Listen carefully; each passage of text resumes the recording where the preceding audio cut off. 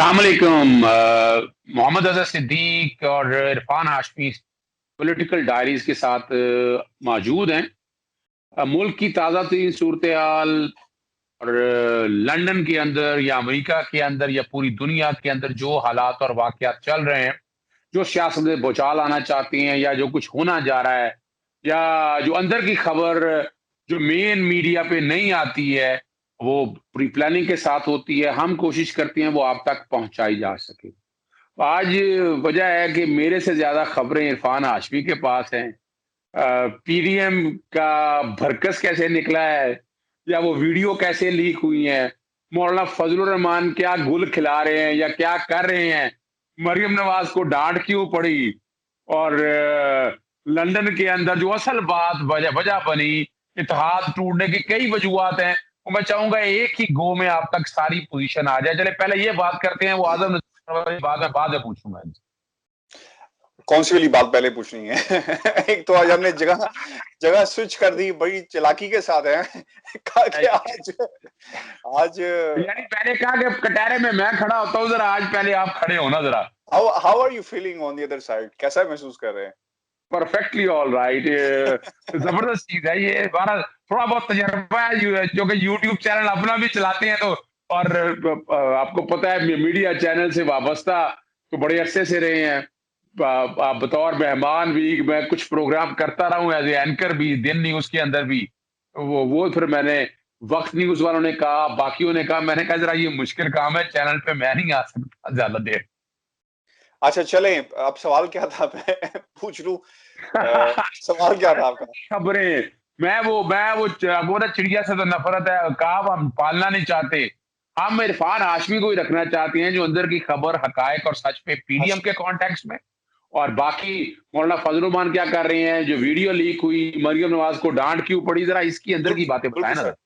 अच्छा सलीक साहब, मैं आपको बताऊं, ये ना इमरान रियाज बड़ा प्यारा दोस्त है हमारा, भाई है।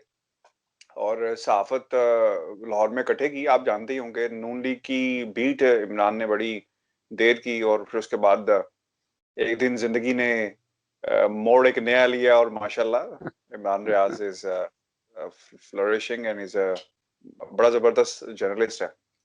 अच्छा, इमरान रियाज के पास ये खबर है, और इमरान रियाज ने ये कहा कि जनाब ये एक कॉन्फ्रेंस कॉल हुई, और उस कॉन्फ्रेंस कॉल के अंदर 4 लोग थे, जिसमें मरियम नवाज, हमजा, इसहाक डार एंड नवाज शरीफ साहब थे। और वहां पर ये मामला हुआ, और जो रिकॉर्ड किया गया है, नवाज शरीफ साहब ने डांटा मरियम को कि सीखो हमजा शहबाज से।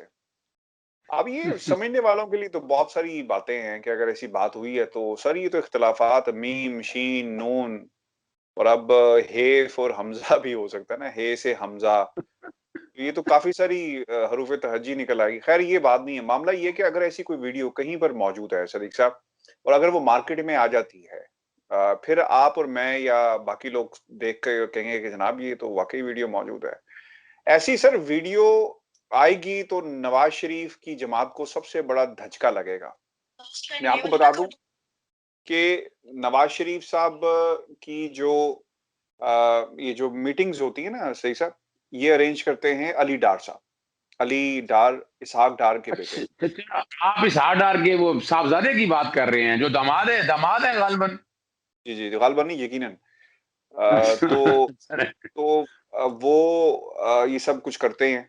उन्होंने जब ये कैमरा, और ये डार साहब के भी इंटरव्यूज वही करते हैं। मैं उनसे कई दफा मिला, उनके घर में भी डार साहब के जाना आना रहा। अब तो खैर वो फोन पे भी जवाब बड़ी मुश्किल से देते हैं, लेकिन खैर तो तमाम मामला तो उनके पास होते हैं। अगर वीडियो लीक हुई है तो वीडियो फिर यहाँ से लीक हुई है, पॉसिबिलिटीज देख लेते हैं ना, कि इसहाक डार साहब के पास से वीडियो लीक नहीं हो सकती। नवाज शरीफ साहब को तो खुद अली डार वो सारा सेटअप लगाते हैं, और इसहाक डार का भी लगाते हैं, तो यहाँ से तो सर हो नहीं सकती। वीडियो लीक हुई है, मरियम बीबी जो है वहां पर कौन लोग बैठे थे, अब ये वो बता सकती हैं।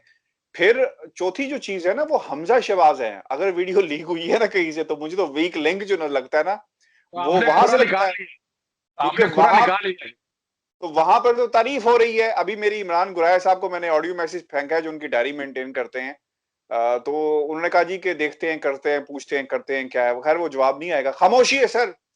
हुसैन नवाज, हसन नवाज को मैसेज भेजा, 2 टेक्स्ट लगे, इसका मतलब मैसेज उन्होंने पढ़ लिया, खामोशी है, कोई जवाब नहीं आया। शहरी रहमान को मैंने मैसेज फेंका, पूछा, खामोशी है कि आपने क्या ये जरदारी साहब को दिखाई है वीडियो कैसी? इसके बाद वो उनका एक नया रूप पूरी दुनिया ने देखा, पीडीएम ने तो खास तौर पे देखा, नवाज शरीफ से तो खास तौर पे देखा, लेकिन वो जो नया रूप जो था वो कहते हैं कि इस वीडियो की वजह से बना, और मौलाना फजल रहमान साहब का भी है। तो सर अगर मान लिया जाए कि वो नया रूप था इस वीडियो की वजह से, तो बहुत मुश्किल में है सर।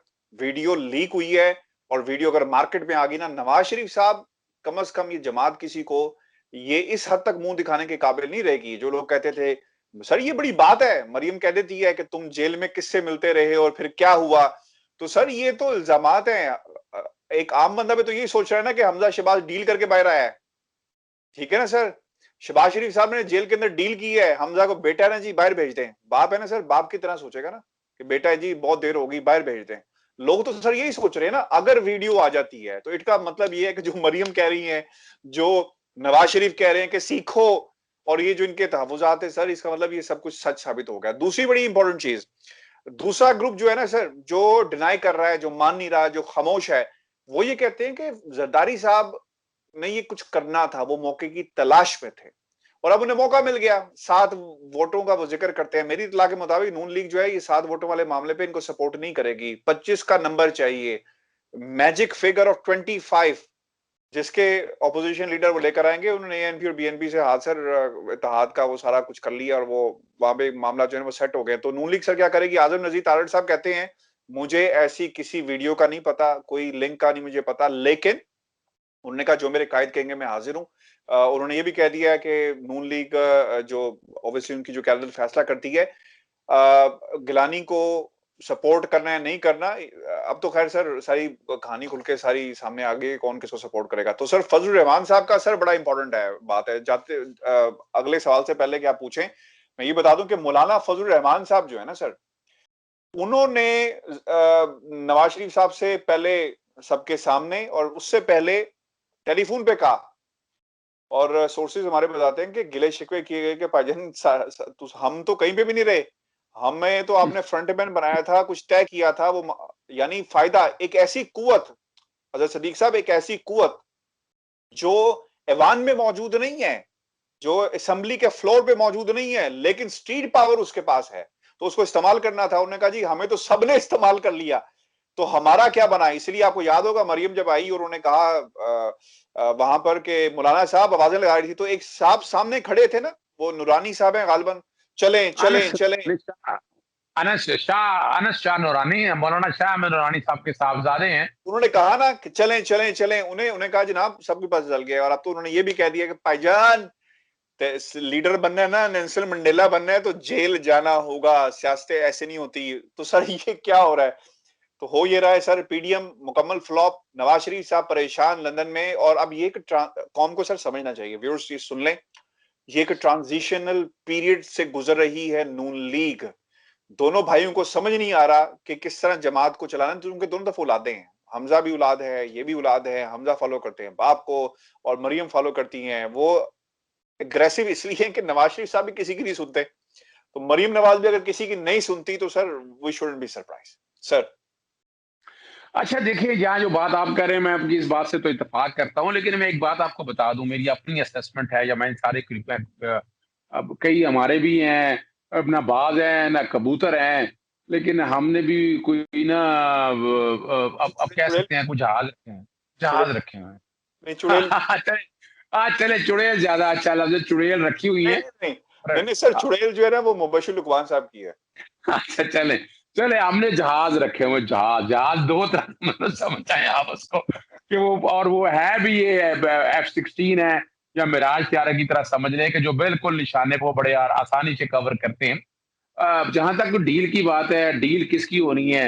यानी सिर्फ ये जमानत कराने के लिए डील होनी है? इतना वक्त गुजर गया था तो इतना तो एडवांटेज है हार्डशिप के कॉन्टेक्स्ट में। आने वाले दिनों में शहबाज शरीफ की बेल भी देखिए काफी अरसा हो गया है, सिराज दुरानी की अगर बहुत जल्दी बेल हो सकती थी, वो बेल वापस आ चुकी है। मुखलादा बात है, कल प्रेसिडेंट क्या सेट होता है आपके सामने आ जाएगा। जहां तक मरीन नवाज है, मरीन नवाज तो साबित होगी कि नाबल्द है सियासत में, उन्हें उन्हें माँ सिवाय ठट्ठा मजाक उड़ाने के अलावा उन्हें कुछ नहीं आता, उन्हें सियासत की एबीसी भी नहीं पता है। और वो अपने आप को कंपैरिजन करने चली हैं बेनज़ीर भुट्टो साहिबा की तरह। बेनज़ीर भुट्टो एक बड़ी अजीम लीडर थी और बड़ी बावकार और पुरवकार औरत थी।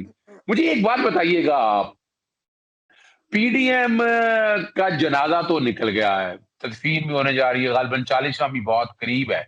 लेकिन मैं कहीं न कहीं खदशा रखता हूँ कि दिहाड़ी तो लगनी है और वो दिहाड़ी लगाने के लिए आप अगर पैसे जो इकट्ठे किए थे, वो शो तो करने हैं, खर्चा कहीं न कहीं करना है। तो ये धरना या लॉन्ग मार्च मेरा ख़्याल है होगा। उस शिद्दत से या उस जज़्बे से नहीं होगा। आप क्या समझते हैं इस हवाले से? लॉन्ग मार्च तो सर होगा और ये बाकायदा मैसेज कन्वे कर दिया गया है। लेकिन अब जो खबरें आ रही हैं मौलाना फजलुर रहमान और जरदारी साहब का पीडीएम इत्तेहाद बरकरार रखने पर इत्तेफाक, आप पता नहीं ये इत्तेफाक कहाँ बैठकर करते हैं और कौन सी गिरफ्त सिंह दी गई है। हालात सर कुछ और बता रहे हैं। आप जो अंदर की कहानी होती है वो सामने आ जाती है, अपने लोगों से इसको मीडिया में ब्रेक करवाते हैं और उनको खबरें देते हैं। पाकिस्तान पीपल्स पार्टी के सर अंदर कई ऐसे लोग मौजूद हैं जिन्होंने ये जरदारी साहब ने जो कुछ कहा वो उसे बाहर लेकर आए, क्योंकि वो चाहते थे कि अवाम को पता चल सके कि भाईजान अब जो है वो पानी सरों से ऊपर गुजर चुका है और ये अब इत्तेहाद बरकरार नहीं रहेगा। They are looking for the excuse. और सर उन्होंने भरपूर अंदाज में जो है ये सब कुछ किया है और आपके सामने है। अब पीडीएम का प्लेटफॉर्म से अगर माइनस पीपल्स पार्टी हो भी जाते हैं तो सर लॉन्ग मार्च तो होगा, अलामती लॉन्ग मार्च ही होगा, इससे हुकूमत नहीं जाएगी। जी, मैं देखिए, मैं मैं भी एक बात जी आपके सामने इसी बात को सामने रखते हुए मैं बात बता दूँ। देखिए आसिफ अली ज़रदारी जो है ना, वो इतना आसान काम नहीं उसको समझने के लिए। उन्होंने तारीख उठाकर देख ली, अगर आपको याद होगा कि जब उस वक़्त इस्तीफ़े देने थे, जब उस वक़्त इस्तीफ़े देने का कहा गया, पंजाब की गवर्नमेंट नवाज़ शरीफ को कहा गया, पुरानी बात मैं बता रहा हूँ आपको उस वक़्त, तो इन्होंने असेंबलियाँ नहीं छोड़ी थी। उन्होंने इस्तीफ़े नहीं दिए थे, ये रिकॉर्ड की बातें हैं। और जब इमरान खान ने आसिफ अली ज़रदारी को कहा था, जब उस वक़्त दौर था कि आएँ, तो उन्होंने कहा था नहीं असेंबलियों के अंदर ही लड़ना है हमने। हमने असेंबलियों के अंदर ही लड़ना है और मियाँ साहब ने तारीफ़ें की थी कि जमहूरियत की फ़तह है। तो ये तो रिकॉर्ड की चीज़ें, ये जो है ना, ये आँख में चोली इसी तरह चलती रहनी है और ये होता रहना है। अब देखिए, जो है सियासत में ज़िंदा रहना बड़ा ज़रूरी है। आपकी यानी आपकी मौजूदगी ज़रूरी है। अगर आज ये खामोशी से बैठ जाएँ तो पीएमएलएन का शिराज़ा बिखर जाए। इन्होंने अपनी आवाम को बेवकूफ़ बनाकर किसी न किसी के पीछे लगाना होता है और शो यही करना होता है कि पता नहीं वो क्या करने लगे हैं, क्या तीर मारने लगे हैं। असल में उनको एंगेज रखने के लिए ये इस तरह की बातें करते हैं और आवाम बेवकूफ़ है, उनकी इन बातों के पीछे आ जाती है और अपना वक़्त ज़ाया करती है, अपनी एनर्जी ज़ाया करती है, अपना पैसा ज़ाया करती है और इन्हें इन्हें नहीं पता कि रात में बैठकर ये सियासतदान और ये जितने भी हैं, ये आपस में इकट्ठे बैठे होते हैं। और उसमें आपको अगर याद हो, मैं तारीखी बात बता दूँ, सोना चांदी ड्रामा मुझे आज भी याद है। कि आम नाज़रीन जो पुराने उन्होंने देखा हुआ है, तो वो बड़ा ज़बरदस्त होता था। 2 बदमाश, टाइम तो थोड़ा ज़्यादा लगेगा लेकिन ये आम समझने के लिए बड़ा ज़रूरी है, कहानी के लिए। 2 यानी बहन 2 भाई होते हैं आपस में, उनकी आपस में बहुत लड़ाई है। एक के घर सोना मुलाज़िम हो जाता है, एक के घर चाँदी मुलाज़िम हो जाती है। तो दोनों के घर आके और वो बड़ी कोशिश करते हैं कि इनकी आपस में सुलह हो जाए, नहीं समझ आती तो कन-टूटे पाले होते हैं, गुंडे पाले होते हैं। एक आगे उसको उठाता है कि ये कर दो, मौलाना फज़लुर रहमान जैसे की बात हो रही है। एक उधर जाके जाता है, वो कहता है, भई आप ये कर दो, वो कर दो और रात के पहर में वो इकट्ठे बैठ के प्लानिंग करते हैं कि कल किस तरह गेज करना है, पैसा किस तरह बनाना है, बेवकूफ किस तरह बनना है, दिहाड़ी किस तरह लगेगी, एंगेज किस तरह होंगे। ये बातें सुन लेते हैं सोना और चांदी, ये जाके फिर उन भाइयों को बताते हैं, फिर उन्हें समझ आती है। तो ये यहाँ पर कौम जिस दिन ये समझ आएगी ना, तो ये मामले सारे ठीक हो जाएँगे, वरना कौम तो समझना नहीं चाह रही। मैं आपको एक वाकया सर मैं भी सुनाऊँ? बिल्कुल मेरा सुनाएँ। सर एक सहाफ़ी को जाती उम्रा बुलाया गया। उस सहाफ़ी को कहा गया कि जनाब आप हमारे साथ काम क्यों नहीं करते? एडवाइज़र हमारे बन जाएँ। तो जाती उम्रा में सिर्फ ड्राइवर नहीं आता, मैं इसलिए नहीं कह रहा, नाम नहीं ले रहा सर शख्सियत का, चूँकि मैं लंदन में बैठा हूँ। कल को ये जाके रखेंगे भाईजान प्रूफ करो, लेकिन ये बात बिल्कुल सच्ची है, इसमें कोई झूठ नहीं है। अगर किसी ने चैलेंज करना है करता फिरे, जिन्होंने ऑफर कराई थी उन्हें भी पता है और जिनको ऑफर हुई थी उन्हें भी पता है। सर अच्छा सहाफ़ी साहब वहाँ गए, उन्होंने कहा जी आप हमारे एडवाइज़र बन जाएँ, आप कितने पैसे ले लेते होंगे? उनसे पूछा क्या कितनी तनख्वाह ले लेते हैं आप? उन्होंने कहा जी इतने पैसे 5 लाख, 10 लाख, 15 लाख, तो क्या करेंगे? तो उन्होंने कहा कि सर मुझे तो ज़रूरत नहीं है, मैं तो यहाँ पर किसी और मकसद के लिए आया था, आपका इंटरव्यू करना था, तो आप पता नहीं क्यों मुझे इस किस्म की ऑफ़र्स करवाना शुरू हो गए हैं और क्या हो रहा है, कैसे? तो उन्होंने कहा अच्छा चलें, तो उन्होंने ना ऐसे देखा अपने बेटे की तरफ, बड़ा बेटा एक उनका है और फिर कहा देख के दोबारा जो हमारे दोस्त हैं सहाफ़ी उनकी तरफ देखा और कहा कि यार तुम्हारा दिल नहीं करता तुम पैसे बनाओ? तुम्हारा कभी तुम्हारा कभी दिल नहीं किया कि तुम्हें भी पैसे मिलें और पैसे बनाओ? उन्होंने कहा नहीं सर, कोशिश ये कीजिएगा कि मुझे कुछ मत ऑफ़र करें क्योंकि अगर आप कुछ करेंगे तो हमारे ताल्लुकात ख़राब हो जाएँगे। तो मैं ये नहीं चाहता, तो ये ना हो कि हम मिलने से भी जाएँ। उन्होंने कहा अच्छा, तो वो कहते-कहते बाहर आ गए छोड़ने के लिए, तो जब उनकी गाड़ी आई तो उन्हें देखा कि यार ये तो गाड़ी सफ़ेद है। उन्होंने कहा यार ये इस गाड़ी पे आए हो तुम? ये गाड़ी, छोटी गाड़ी? तो उन्होंने कहा नहीं जी ये मेरे वालिद साहब की गाड़ी है और बड़ा प्यार है मुझे एक जगह से दूसरी जगह ले जाए लाने के लिए बहुत काफ़ी है। उन्होंने कहा अच्छा, पीछे से ना एक उनका वो जो ना बंदा जिन्हें पता था कि कहना क्या है, उन्होंने कहा सर एक फलान गाड़ी खड़ी है, बड़ा-सा मॉडल। तो साहबी ने कहा सर बाद में मैं जस्टिफाई कहाँ करता फिरूँगा कि ये गाड़ी मैंने कहाँ से ली है? कौन मुझे बताएगा कि किसको कौन मेरी बात जो है वो सच समझेगा? तो फिर बड़ा बेटा बोला कि अगर आप इजाज़त दें तो इनको मैं सऊदी अरब अपने साथ ले जाता हूँ। तो फिर उन्होंने ऐसे करके कहा कि सर ना करें ऐसे, छोड़ दें सारी बातें, मैं नहीं कर सकता। तो फिर उसने पलट के कहा उस शख्सियत ने कि यार तुम्हारा दिल नहीं करता कि तुम महीने के 30-35 हज़ार डॉलर बनाओ? बहुत होते हैं जनाब 30-35 हज़ार डॉलर। तो सर ये तो सर ये है माफियाज़। आज की जो खबर थी ना लैंड माफिया, बेवाओं का, यतीमों का कोटा इस्तेमाल किया सदीक साहब और मुझे पता है।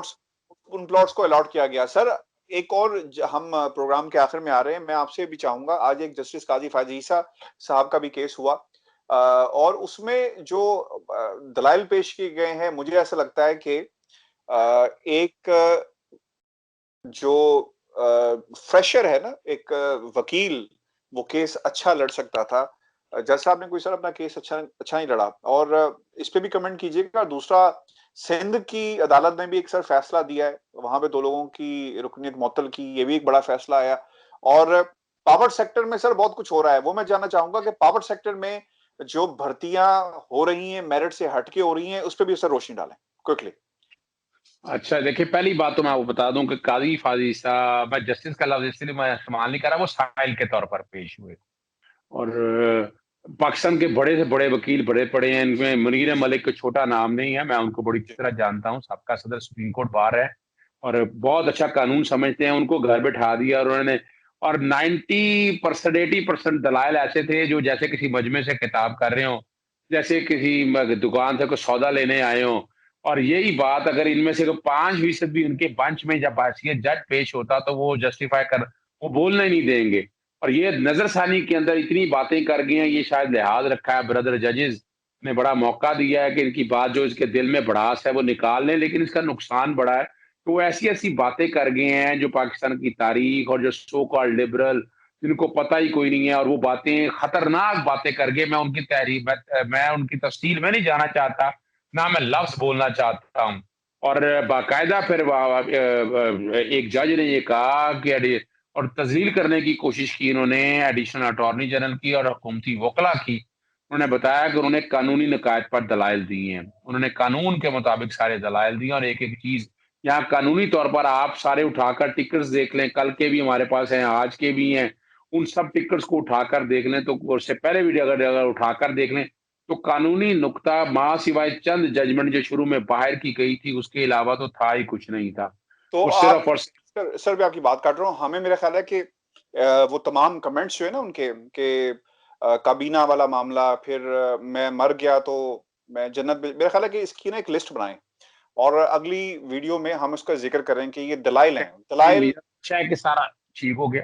बिल्कुल ठीक हो गया। ये अच्छा था कि अवाम को और ये वैसे भी तारीख का हिस्सा रहेगा। हाँ, कि यानी दलाइल ये थे, जितनी ये दलाइल थे। कि बिल्कुल ये दलाइल सारे ताकि पता चल जाए और रिकॉर्ड में रहे और ये कैप्चर भी हो जाएँगे। ये दैट्स वेरी गुड आइडिया। आपने बड़ा अच्छा आइडिया दिया है और इस पर हमें अमल दरामद करना चाहिए सख्ती से। मैं आपकी इस बात से इत्तेफ़ाक करता हूँ। अगली दूसरी जो बात आपके सामने रखनी है वो बुनियादी तौर पर है जो आपने ज़िक्र किया है वहाँ का सक्कर बेंच का। वहाँ रत्तो और जानशेरों के एमपीएस के जो है ना रुकनियत वो मुअत्तल कर दी है। सकर बेंच ने तहरीरी फैसला दे दिया है। एमपीएस कुत्तामार मुहिम की निगरानी क्यों नहीं कर रहे? सेक्रेटरी ने असेंबली से वजाहत तलब कर ली। डिप्टी कमिश्नर लाड़खेड़ा और शिकारपुर से रिपोर्ट तलब करके समाअत 21 मार्च तक। इसमें रुकनियत जो मुअत्तल हुई है, बहुत अहम रुकन है, फ़रियाल तालपुर और असद सिकंदर हैं। असद सिकंदर आपको पता है वहाँ कब्ज़ा माफिया और इस हवाले से जायदादों यानी वहाँ प्रॉपर्टी के काम में जितना जिस बंदे का इन्वॉल्व है कोई उसी का हो नहीं सकता। लास्ट डेट पे बकायदा वार्निंग दी थी और कहा था सक्खर सिंध हाई कोर्ट के सक्खर बेंच ने कि अगर दोबारा कुत्ते अगर ये बच्चे अगर ये सारा काम हुआ तो इस पे मुतलका मेंबर्स की बकायदा वार्निंग दे दी गई थी और उस पर अब अमल दरामद करके ये जरूरी है।